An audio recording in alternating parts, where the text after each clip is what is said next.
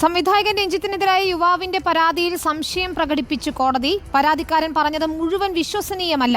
12 വർഷം പരാതി നൽകാതിരിക്കാൻ മതിയായ കാരണമില്ല. സംവിധായകൻ രഞ്ജിത്തിന് ജാമ്യം കിട്ടിയിരിക്കുന്നു. 307 താഴെയാണോ 290 IPC? ജാമ്യം കിട്ടാനുള്ള കാരണം നിങ്ങൾക്ക് അറിയണ്ടേ? താജ് ഹോട്ടൽ ഉദ്ഘാടനം ചെയ്തത് 2015-ൽ. രഞ്ജിത്തിനെതിരായ യുവാവിന്റെ പീഡന പരാതി വ്യാജം. അഭിഭാഷകൻ എങ്ങനെ ഇരിക്കുന്നത്? ഈ പറയുന്ന പയ്യൻ പറഞ്ഞത് 2012-ലാണ് താജ് ഹോട്ടലിൽ പോയെന്നും അവിടെ വെച്ചിട്ടാണ് പീഡിപ്പിച്ചതെന്നൊക്കെയായിരുന്നു പറഞ്ഞിരുന്നത്. ഇപ്പം കോടതി തന്നെ കണ്ടെത്തിയിരിക്കുന്നു 2015-ലാണ് ഈ പറയുന്ന താജ് ഹോട്ടൽ അവിടെ സ്റ്റാർട്ട് ചെയ്തതെന്ന്. ശരിക്കും പറഞ്ഞു കഴിഞ്ഞാൽ എന്തെങ്കിലും ഒരു കേസ് ജെനുവിനാണോ? അതാണ് എൻ്റെ ഒരു ചോദ്യം. ഇത്രയും നടന്മാർക്കെതിരെ വന്നേക്കുന്ന ഏതെങ്കിലും ഒരു കേസ് ജെനുവിനാണോ? ഒരു തെളിവുമില്ല, മണ്ണാങ്കട്ടയില്ല. ഇപ്പം എന്തിൻ്റെ അടിസ്ഥാനത്തിലാണ് ഈ പയ്യനൊക്കെ അപ്പം ഇങ്ങനെ പറഞ്ഞത്? നമുക്കൊരിക്കലും കോടതിക്ക് തെറ്റ് പറ്റി എന്ന് ഞാൻ ഒരിക്കലും പറയത്തില്ല. കാര്യം ഇങ്ങനെയൊക്കെ ഒരു കേസിന് ജാമ്യാപേക്ഷ നമ്മൾ കൊടുക്കുമ്പം വളരെ ജെനുവിനായിരിക്കും. പല കാര്യങ്ങളും നമ്മൾ നമ്മുടെ ഭാഗത്തുള്ള എവിഡൻസും വെച്ചിട്ടായിരിക്കും കൊടുക്കുന്നത്. അപ്പോൾ എന്തിനാണ് ഈ പയ്യൻ ഇങ്ങനെ ഒരു അലിഗേഷൻ പറഞ്ഞത്? പ്ലേസ് ഓഫ് ഒക്യുറൻസ് എന്ന് പറയുന്നത് ഏറ്റവും ഭയങ്കര ഇമ്പോർട്ടൻ്റ് ആണ് ഈ ഒരു വിഷയത്തിൽ.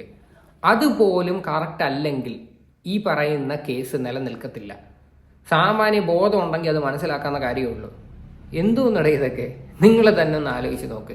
ഇത്രയും കേസുകൾ ഇപ്പം വന്ന് ഇത്രയും കേസിനകത്ത് ഒരു കേസിനും തെളിവില്ല, ഒറ്റ കേസിന് തെളിവില്ല. പിന്നെ ഇവർ വായും കൊണ്ട് ഈ പറച്ചിലുള്ളൂ. ഇവർ പറയുന്നത് പോലും കറക്റ്റ് അല്ല. എന്നാൽ പറയുന്നത് പോലും ഏതെങ്കിലും ഒരു സ്റ്റാൻഡിൽ ഉറച്ചു നിൽക്കും, അതിൽ പോലും ഉറച്ചു നിൽക്കുന്നില്ല. എന്തായാലും നമുക്ക് ആ വാർത്തയൊന്ന് കണ്ടു നോക്കാം.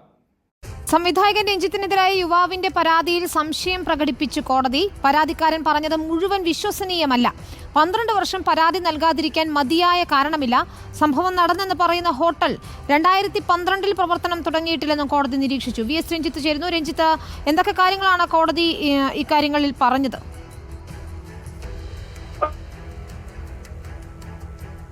സെഷൻസ് കോടതിയാണ് രഞ്ജിത്തിന് 1 മാസത്തേക്ക് ഇടക്കാല ജാമ്യം അനുവദിച്ചിരുന്നത്. ആ ജാമ്യം അനുവദിച്ചുകൊണ്ടുള്ള ഉത്തരവിലാണ് ഇത്തരത്തിൽ വളരെ പ്രധാനപ്പെട്ട നിരീക്ഷണങ്ങൾ കോടതിയുടെ ഭാഗത്തുനിന്നുണ്ടായിട്ടുള്ളത്. ഈ യുവാവിന്റെ പരാതിയിൽ പറയുന്ന കാര്യങ്ങൾ പൂർണ്ണമായും വിശ്വാസയോഗ്യമായ കാര്യങ്ങളല്ല. 2015-ലാണ് ഈ യുവാവ് പറയുന്ന ഹോട്ടൽ, താജ് ഹോട്ടൽ പ്രവർത്തനം ആരംഭിക്കുന്നത്. എന്നാൽ ഈ സംഭവം നടന്നത് 2012-ലാണ്. അതുകൊണ്ട് തന്നെ ഈ സംഭവം നടന്നു എന്ന് പറയുന്ന പ്ലേസ് ഓഫ് ഒക്കറൻസ് തന്നെ വളരെ പ്രധാനപ്പെട്ട എവിഡൻസ് ആണ്. അത് തെറ്റിപ്പോയിരിക്കുന്നു. അങ്ങനെ അത് തെറ്റിപ്പോയിരിക്കുന്നു. ഇതുപോലും കറക്റ്റായിട്ട് പറയാൻ പറ്റിയില്ലെങ്കിൽ ഇങ്ങനെ ഒരു ആരോപണമായിട്ട് വരാതിരിക്കുന്നതായിരിക്കും നല്ലത്. ഈ പറയുന്ന പയ്യൻ പറയുന്നു പല രീതിയിലുള്ള ഭീഷണി വരുന്നുണ്ട്, പലരും പൈസ ഓഫർ ചെയ്യുന്നുണ്ടെന്നൊക്കെ വന്ന് പറയുന്നുണ്ട്. ഈ പറഞ്ഞിരിക്കുന്ന കേസ് പോലും വ്യാജമാണെന്നുള്ള രീതിയിലാണ് നിൽക്കുന്നത്. ഇനി നിങ്ങളെ ഭാഗത്തു നിന്ന് എന്ത് വന്ന് പറഞ്ഞു കഴിഞ്ഞു കഴിഞ്ഞാലും കോടതി എന്ന് പറയുന്ന ഒരു സംഭവത്തിന് മുന്നിൽ ചെന്ന് കഴിഞ്ഞാൽ എവിഡൻസ് ആണ് വേണ്ടത്. എവിഡൻസ് ഇല്ലാതെ വായിട്ടടച്ചിട്ട് ഒരു കാര്യമില്ല. എല്ലാവരും പറയുന്നുണ്ടായിരുന്നു ആണുങ്ങൾക്ക് വേറെ നിയമം, പെണ്ണുങ്ങൾക്ക് വേറെ നിയമം എന്നൊക്കെ. ആണുങ്ങളുടെ ഭാഗത്ത് നിന്നും നമ്മൾ സംസാരിക്കാനായിട്ട് നിൽക്കുമ്പോഴാണ് ഇങ്ങനെയൊക്കെയുള്ള പരിപാടികൾ. ഇതിനൊക്കെ എങ്ങനെ നമുക്ക് സംസാരിക്കാതിരിക്കാൻ പറ്റും? നിങ്ങളൊന്ന് ആലോചിക്കുക. പ്രോപ്പറായിട്ടുള്ള എവിഡൻസ് പോലും ഇല്ല. ഈ പറഞ്ഞിരിക്കുന്ന താജ് ഹോട്ടൽ എന്ന് പറയുന്ന 2015-ലാണ് അത് സ്റ്റാർട്ട് ചെയ്തത്. പിന്നെ എന്തിൻ്റെ പേരിലാണ് ഈ പുള്ളി വന്ന് 2012-ലാന്നൊക്കെ പറഞ്ഞത്? വേറെ ഒരു യുവതി വന്ന് പറഞ്ഞത് കേട്ടല്ലേ, നിവിൻ പോളിയുടെ കേസിൽ ഞാൻ ഉറക്കപ്പിച്ചിൽ പറഞ്ഞതാണ്. ഇത് ശരിക്കും പറഞ്ഞു കഴിഞ്ഞാൽ എന്താണ് ഉദ്ദേശിക്കുന്നത്? ഞാൻ പറയുന്ന ഈ ഒരു കേസിൽ മീഡിയാസിനെയാണ് ഞാൻ കുറ്റം പറയുന്നത്. മീഡിയാസിന് ഇപ്പം വാ തുറക്കണ്ട. അവരുടെയൊക്കെ ശബ്ദമൊക്കെ അങ്ങ് താന്ന് നിങ്ങളത് ശ്രദ്ധിച്ച് നോക്കിയാൽ മതി. അവരേറ്റവും കൂടുതൽ അവരെടുത്ത് വെച്ച് കൊട്ടിഘോഷിച്ചൊരു സംഭവമാണിത്. ഈ ഹേമ കമ്മിറ്റി വിഷയം വന്നതിന് ശേഷം ഇവരുടെ ഭാഗത്തു നിന്നാണ് ശരിക്കും ഇങ്ങനെയൊക്കെ ഒരു ക്രോസ് ചെക്ക് ചെയ്യേണ്ടത്. ഇപ്പോൾ ഇവർക്ക് ഒന്നും സംസാരിക്കണ്ട. ഇവരെന്തുകൊണ്ട് ഇപ്പോൾ ഈ ഒരു വിഷയത്തെപ്പറ്റി സംസാരിക്കുന്നില്ല? ഒരക്ഷരം ഇവർ മിണ്ടുന്നില്ല. കാര്യം ഇവരൊക്കെയല്ലേ ഈ പറയുന്ന ആൾക്കാരെയൊക്കെ മീഡിയയുടെ മുമ്പിൽ കൊണ്ടുവന്നത്, നമ്മുടെ മുമ്പിൽ വന്ന് പ്രസന്റ് ചെയ്തത്. നമ്മുടെ മുമ്പിൽ വന്ന് പ്രസന്റ് ചെയ്ത് ഇവരിങ്ങനെയാണ് അവരങ്ങനെയാണെന്നൊക്കെ പറഞ്ഞിട്ട് കോടതി പോലും കൈമലർത്തി. ഈ പറയുന്ന കേസ് വ്യാജമാണെന്നുള്ള രീതിയിലാണ് മനസ്സിലാക്കാൻ പറ്റുന്നതെന്ന്. ഇനിയിപ്പം മീഡിയാസിനൊന്നും പറയാനായിട്ട് ഇല്ലായിരിക്കും. അതായിരിക്കും നൈസായിട്ട് ഇപ്പം ഈ ഒരു കേസിൽ നിന്ന് അങ്ങ് ഒഴിഞ്ഞു മാറുന്നത്. നല്ല അടുത്ത ബാക്കിയോടെ കണ്ടുനോക്കാം. മാത്രവുമല്ല 12 വർഷക്കാലം ഈ പരാതിയുമായി യുവാവ് രംഗത്ത് വരാതിരുന്നതിനെയും കോടതി സംശയത്തോടുകൂടി നോക്കിക്കാണുന്നു. ഇങ്ങനെ 12 വർഷം ഈ പരാതി മൂടിവെക്കാൻ തക്കതായ കാരണം യുവാവിന് പറയാൻ സാധിച്ചിട്ടില്ല എന്നാണ് പറയുന്നത്. അതുകൊണ്ട് ഈ സംഭവങ്ങൾ മുഴുവൻ, പരാതിയിൽ പറയുന്ന മുഴുവൻ സംഭവങ്ങളും വിശ്വാസയോഗ്യമല്ല എന്നാണ് ഇപ്പോൾ കോടതിയുടെ ഈ നിരീക്ഷണം. ഇടക്കാല ജാമ്യത്തിന്റെ ഉത്തരവിലാണ് നിരീക്ഷണം ഉണ്ടായിട്ടുള്ളത്. സംവിധായകൻ രഞ്ജിത്തിനെ സംബന്ധിച്ച് ഏറെ ആശ്വാസകരമാണ് ഇടക്കാല ആശ്വാസം അനുവദിച്ചുകൊണ്ടുള്ള കോടതിയുടെ ഉത്തരവും അതിൽ പറഞ്ഞിരിക്കുന്ന പരാമർശങ്ങളും. അപ്പോൾ എന്തായാലും ഈ ഒരു കേസ് ഇനി നിലനിൽക്കാൻ പോകുന്നില്ല, അതാണ് ഇതിന്റെ ഒരു സത്യം. ഇനി ഈ പയ്യൻ വന്ന കുറച്ച് കാര്യങ്ങൾ പറയുന്നുണ്ടായിരുന്നു.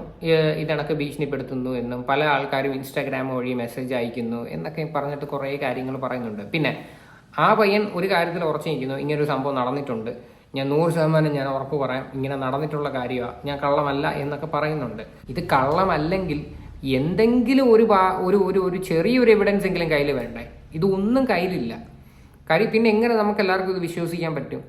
നിങ്ങളൊന്ന് ആലോചിച്ച് നോക്ക്, ഇത് നമ്മൾ ആരുടെ വശത്താണ് ഇത്? രഞ്ജിത്ത് സത്യം പറഞ്ഞു കഴിഞ്ഞാൽ തെറ്റ് ചെയ്തിട്ടുണ്ടെങ്കിൽ രഞ്ജിത്ത് തീർച്ചയായിട്ടും ജയിലിൽ പോകണമെന്ന് തന്നെ ഞാൻ പറയത്തുള്ളൂ. അത് മാത്രമല്ല, ഈ പറയുന്ന രഞ്ജിത്ത് ഈ ഒരു നിമിഷം വരെ ഒരക്ഷരം മിണ്ടിയിട്ടില്ല ഇത്രയും അലിഗേഷൻസ് ഒക്കെ വന്നിട്ട്. സത്യം പറഞ്ഞാൽ അതൊക്കെ വെറും എന്ത് പറയണ്ട, ഒരു കള്ളന്മാരുടെ ലക്ഷണമാണ് ഈ മിണ്ടാതിരിക്കുന്നതെന്ന് പറയുന്നത്. നിവിൻ പോളി ചെയ്തത് നിങ്ങൾ കണ്ടില്ലേ? ഒരു പ്രശ്നം വന്നപ്പോൾ സ്പോട്ടിൽ തന്നെ വാർത്താ സമ്മേളനം വിളിച്ചു കൂട്ടിയിട്ട് കാര്യങ്ങളെല്ലാം സംസാരിച്ച്, അതാണ് ശരിക്കും ചെയ്യേണ്ടത്. ഈ കേസിൽ എന്താണ് ഈ രഞ്ജിത്തിന്റെ ഭാഗത്ത് നിന്ന്, മുകേഷിന്റെ പിന്നെ അല്ലെങ്കിൽ സിദ്ദിഖിന്റെ ഒക്കെ ഭാഗത്ത് നിന്ന് അവരെ എന്തുകൊണ്ട് സൈലൻസ് കീപ്പ് ചെയ്യുന്നുള്ള കാര്യത്തിൽ നമുക്കറിയത്തില്ല. എന്തായാലും ആ പയ്യൻ സംസാരിക്കുന്ന ഇങ്ങോട്ടൊന്ന് കണ്ടു നോക്കാം. ലൈക്ക് എൻ്റെ ഇൻസ്റ്റാഗ്രാം, എൻ്റെ ഫേസ്ബുക്ക് ID എല്ലാത്തിലും നിറയെ കമൻസ്, ഒരുപാട് കമൻസ്, പ്ലെൻറ്റി ഓഫ് കമൻസ് ആണ് വരുന്നത്. അപ്പോൾ ഇതിന് റീപ്ലൈ കൊടുക്കാനുള്ള ഒരു മാനസികാവസ്ഥയിലല്ല. കാരണം എനിക്ക് വരുന്ന എന്നോട് ചോദിക്കുന്നത് എന്തുകൊണ്ട് ഇത്രയും കാലം പറയാതിരുന്നു. പിന്നെ അതിനേക്കാളപ്പുറം ഇപ്പം രഞ്ജിത്തിന് ഇതിന് മുമ്പുള്ള ഒരു കേസിലെ മുൻകൂർ ജാമ്യം കിട്ടി. അതുപോലെ തന്നെ ഇപ്പം നിവിൻ പോളിക്കെതിരെ ഒരു കേസ്, അത് ഏകദേശം ഫേക്ക് ആണെന്ന് പറയുന്നു. അപ്പോൾ ഇതെല്ലാം കൂടി വരുമ്പോൾ ഒബ്വിയസ്ലി ഞാൻ പറയുന്ന കാര്യങ്ങളിൽ സത്യസന്ധതയുണ്ടോ എന്ന് ആളുകൾ ഒന്നുകൂടി ചിന്തിക്കും. അപ്പോൾ അതുമായി ബന്ധപ്പെട്ടാണ് സൈബർ ബുള്ളിങ് എനിക്ക് നല്ലോണം ഉള്ളത്. അപ്പോൾ ഞാൻ വളരെയധികം ഫ്രസ്ട്രേറ്റഡ് ആണ്. സത്യം പറയുകയാണെങ്കിൽ എൻ്റെ ഫോൺ തുറക്കാൻ പറ്റുന്നില്ല, അത്രയും മെസ്സേജുകളാണ് എനിക്ക് വരുന്നത്. എങ്ങനെ സൈബർ ബുള്ളിങ് വരാതിരിക്കും? ഈ പറയുന്നതിനകത്ത് എന്തെങ്കിലും ഒരു സത്യാവസ്ഥ ഉണ്ടെങ്കിൽ എന്തെങ്കിലും ഒരു തെളിവ് കാണിക്കുക, അല്ലേ? എങ്ങനെയാണ് ശരിക്കും പറഞ്ഞാൽ വരാതിരിക്കുന്നത് സൈബർ ബുള്ളിങ്? സൈബർ ബുള്ളിങ് ഇനിയാണ് ശരിക്കും കിട്ടാൻ പോണത്. ഇനിയായിരിക്കും ആൾക്കാർ വന്നിരുന്നത് തെറി വിളിക്കാൻ പോകുന്നത്. എന്തെങ്കിലും ഒരു പോസ്റ്റ് ഇട്ട് നോക്ക്, തീർച്ചയായിട്ടും അതിനകത്ത് ചീത്തവിളി വരും. കാര്യം കോടതി തന്നെ കണ്ടെത്തിയിരിക്കുവാണ്. കാര്യം നിങ്ങൾ പറഞ്ഞിരിക്കുന്ന ഏറ്റവും ഭയങ്കര ഒരു എവിഡൻസ് ആണ് ഈ പറയുന്ന താജ് ഹോട്ടൽ എന്ന് പറയുന്നത്. ആ താജ് ഹോട്ടൽ സ്റ്റാർട്ട് ചെയ്തത് തന്നെ 2015-ലാണ്. അപ്പം നിങ്ങൾ പറഞ്ഞിരിക്കുന്ന സംഭവം കംപ്ലീറ്റ് ആയിട്ട് അവിടെ പൊളിയുവാണ്, മൊത്തത്തിൽ പൊളിച്ചെടുക്കുവാണ് ആ ഒരൊറ്റ സംഭവത്തിൽ നിന്ന് മാത്രം. ഇനിയിപ്പോൾ നിങ്ങൾ പറയാം ഓർമ്മ കിട്ടാത്തതിൻ്റെ പേരിലാണോ എന്ത് പറഞ്ഞു കഴിഞ്ഞാലും കോടതിക്ക് അത് ബോധ്യപ്പെട്ടതിൻ്റെ പേരിലാണ് ജാമ്യം കൊടുത്തത്. നമ്മൾ കോടതിയെ കുറ്റം പറഞ്ഞിട്ട് കാര്യമില്ല. ഈ ഒരു വിഷയത്തിൽ കുറേ ആൾക്കാർ വന്നിരുന്ന് പറയുന്നതായിട്ടു ഈ പറയുന്ന രഞ്ജിത്തിനെയൊക്കെ ഇൻഫ്ലുവൻസ് ആയിരിക്കും, അല്ലെങ്കിൽ കാശ് എറിഞ്ഞിട്ടായിരിക്കും, അങ്ങനെ ആയിരിക്കും. കോടതിയിൽ അങ്ങനെയൊന്നും ഒരു പരിപാടി നടക്കത്തില്ല. കോടതിക്ക് വ്യക്തമായിട്ടുള്ള തെളിവാണ് വേണ്ടത്. അത് വ്യക്തമായിട്ട് ഈ പറയുന്ന രഞ്ജിത്തിൻ്റെ അഡ്വക്കേറ്റ് അവിടെ സബ്മിറ്റ് ചെയ്തിട്ടുണ്ട്. അതിൻ്റെ പേരിലാണ് ജാമ്യം കിട്ടിയത്. കോടതിക്ക് അത് ബോധ്യപ്പെട്ട്, അങ്ങനെ തന്നെ പറയാം. അല്ല, ബാക്കിയുടെ കാണാം. പക്ഷേ ഇതിൽ വിശ്വസിക്കുന്ന കുറേ പേരുണ്ട്. ഒരു 80% ആൾക്കാരും പോസിറ്റീവാണ്. അവർ പറയുന്നത് ഞങ്ങൾ കൂടെയുണ്ട്, സത്യം എന്തായാലും പുറത്ത് വരും. പിന്നെ ഇത് ഒരു 10 വർഷം മുമ്പ് നടന്ന സംഭവമായതിനാൽ അതിൻ്റെതായിട്ടുള്ള ഒരു ചെറിയ എന്താ പറയുക, അതിൻ്റെ പ്രൂഫും കാര്യങ്ങളും എങ്ങനെ കിട്ടും എന്നുള്ള ഒരു ടെൻഷനുണ്ട്. അപ്പോൾ സ്റ്റിൽ ഞാൻ എൻ്റെ സ്റ്റേറ്റ്മെൻറ്റിൽ സ്റ്റാൻഡ് ബൈ ആണ്. ഭീഷണിയോ അല്ലെങ്കിൽ സ്വാധീനിക്കാൻ ശ്രമിക്കുകയോ മറ്റോ ചെയ്യുന്നുണ്ട്?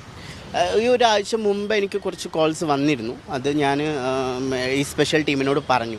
അതിൽ ആദ്യം അവർ വിളിച്ചിട്ട് എന്നോട് ചോദിക്കുന്ന കാര്യങ്ങൾ മറ്റൊന്നുമല്ല, ലൈക്ക് എന്തിനാണ് സ്റ്റേറ്റ്മെൻറ്റ് കൊടുക്കുന്നത്, ഇതുമായി മുന്നോട്ട് പോയാൽ, അഥവാ ഞാനും കോഴിക്കോട് ജീവിക്കുന്ന ഒരാളാണ്. സോ എനിക്ക് എൻ്റെ പ്രൊഫഷനുണ്ട്. അപ്പോൾ എൻ്റെ പ്രൊഫഷനും അത് ബാധിച്ചിട്ടുണ്ട്. ഞാൻ ഈ പറഞ്ഞത് ഇത്രയും വലിയ കോൺസിക്വൻസ് ഉള്ള കാര്യങ്ങളാണ് ഞാൻ പറഞ്ഞിട്ടുള്ളത്.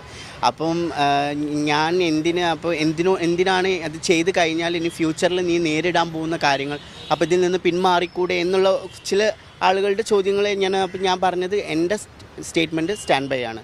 അതിലെനിക്ക് മാറ്റങ്ങളൊന്നുമില്ല. ഞാൻ അത് അറിഞ്ഞുകൊണ്ട് തന്നെയാണ് ഞാൻ പറഞ്ഞത്. ഇത്രയും കോൺഫിഡൻസ് ഉണ്ടായിരുന്നു എങ്കിൽ ആ പറയുന്ന സ്ഥലം പോലും തെറ്റത്തില്ലായിരുന്നു. അതിന് എന്താണ് നമ്മളൊക്കെ പറയേണ്ടത്? ഇവരെ എല്ലാവരെയും നമ്മൾ ഈ പറയുന്ന ആൾക്കാരുണ്ടല്ലോ, ശരിക്കും പറഞ്ഞാൽ നമ്മളെല്ലാവരും കണ്ടുകൊണ്ടിരിക്കുന്ന ആൾക്കാർ പൊട്ടന്മാരാവുകയാണെന്നേ ഞാൻ പറയത്തുള്ളൂ. ഇത്രയും ഒരു വിഷയം നടന്ന് ഭയങ്കരമായിട്ട് കേരളം മൊത്തം ചർച്ച ചെയ്തൊരു വിഷയമാണ് ഈ ഹേമ കമ്മിറ്റി വിഷയം വന്നതിന് ശേഷം. നമ്മൾ കണ്ടുകൊണ്ടിരുന്ന ആൾക്കാരെല്ലാവരും മണ്ടന്മാരെന്നുള്ള രീതിയിലോട്ടാക്കി. ഇപ്പം മീഡിയാസിന് ഇതിനെപ്പറ്റി ഒന്നും സംസാരിക്കാനില്ല. ഈ നടന്മാർക്കെല്ലാവർക്കും ജാമ്യവും കിട്ടി. ഇനി എന്താണ് ശരിക്കും പറഞ്ഞത്? ഇനി എന്താണ് ശരിക്കും പറയാനുള്ളത്? ശരിക്കും ഒന്നുമില്ല പറയാനായിട്ട്. കാര്യം ഇവരുടെ ഒന്നും കയ്യിൽ ഒരു തെളിവുമില്ല. ഇങ്ങനെ സംഭവിച്ചിട്ടില്ലെന്നില്ല. അവർ മുകേഷിൻ്റെ കേസ് എടുത്ത് നോക്ക് നിങ്ങൾ. മുകേഷിൻ്റെ കേസിനകത്ത് എന്താ പറഞ്ഞിരുന്നത്? വാട്സാപ്പ് ചാറ്റ് ഉൾപ്പെടെയാണ് സബ്മിറ്റ് ചെയ്ത് കൊടുത്തത്. അപ്പോൾ ഇതൊക്കെ കണ്ടപ്പോൾ കോടതിക്ക് മനസ്സിലായി ഇവർ തമ്മിൽ വേറെ പ്രശ്നമോ കാര്യങ്ങളോ ഒന്നുമില്ലല്ലോ, പിന്നെ എന്താണ് ഇങ്ങനെ ഒരു സംഭവമായിട്ട് വന്നതെന്നുള്ള രീതിയിൽ തന്നെ ആയി. ഇവിടെ പരസ്പര സമ്മതത്തോടെ ഫിസിക്കൽ റിലേഷൻഷിപ്പിൽ ഏർപ്പെട്ടിട്ട് കുറേ നാൾ കഴിഞ്ഞ് വന്നിട്ട് നമ്മൾ പീഡനമാണെന്ന് പറഞ്ഞു കഴിഞ്ഞാൽ അതിന് ഒരു കാരണവശാലും അതൊന്നും കോടതി എടുക്കില്ല. അത് പീഡിപ്പിച്ചു എന്നുള്ള രീതിയിലോട്ട് പിന്നെ ഒരു കാരണവശാലും പറയരുത്.